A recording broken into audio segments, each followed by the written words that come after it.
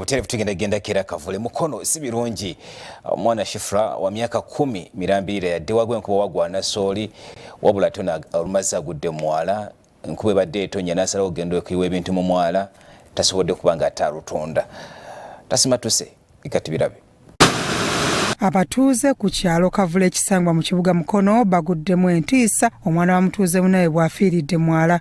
Omugenzi ategerekeseeko lya Shifra atemera mu gy'obukulu 10 ng'ono nnyina Fauzia kigambibwa abadde amulese ewaka ng'agenze mu katale kugula bintu.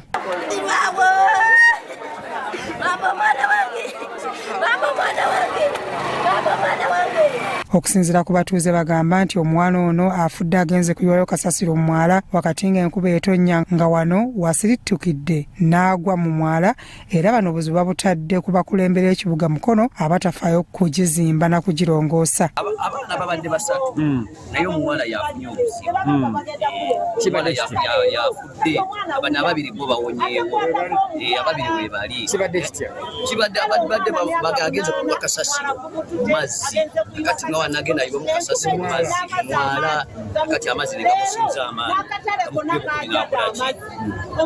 n'agenda n'omwala tugenze okulaba nyina atandika okujja kutwaddawo nga kwegabinafe bikke tebaleeta ebitimba babiteeka wali bwa mwami Waswa ne bibeeraawo paka webeke nnyini we babisitula ne babizaayo mwe mugende mutunuulire ekinnya entunula gye kifaanana mulabe obulabe bwe kiriko okiwulira omwana teyandiguddemu na kutuusa ekiseera buwanvu kutuuka kwekyo senga ekinnya ekyo kibadde kizimba okiwulira naye omwana tumugye yiri eri nga yagenze dda. Anne Kayitiro nga ye ssentebe w'ekyalo kinavumiridde ebikolwa eby'abantu okukozesanga ekiseera eky'enkuba okutaka zambi ssaako n'okuyiwa ebisasiro mu myala.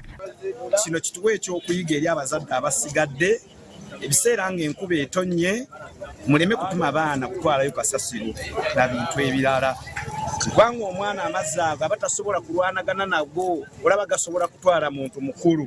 Omwana ono kiteeberezebwa nti nnyina abadde alina kasasiro gwamutumye ayiweyo mu mwala enkuba emutwale kati ndowooza awo amazzi we gamukwatidde ne gamutwala naye nga kibi. Bo abasuubuzi abakolera mu katale aka Kame Valley Market bagamba nti emyala gino kikyali kusoomooza kunene gye bali kubanga giremeddwa okukolebwako. Abo ba municipality bajja ne bayiwayo kasasiro motoka ne motoka batuliba buli lwetutuula mu nkiiko bangamba mukyala Kayitiro bajja kujja bakola omwala kakati gugwo gusa omwana gwotako n'omukazi emyaka nga5 mabega lwaki balidde embeera n'ebeera ng'etwononekedde ddala balyoke baveeyo mukama abakwateko bajja batukolereko. Poliisi okuva e Mukono etuuse mu maka awatwaliddwa omulambo wabula abatuuze ssaako n'abakulembeze ne bagitwala nga terinnya nga bagamba nti bano okuva lwe bafunye ekizibu baaganye okulinnyayo okujja okubanoonyezaako omulambo era balabiddwako nga baddayo.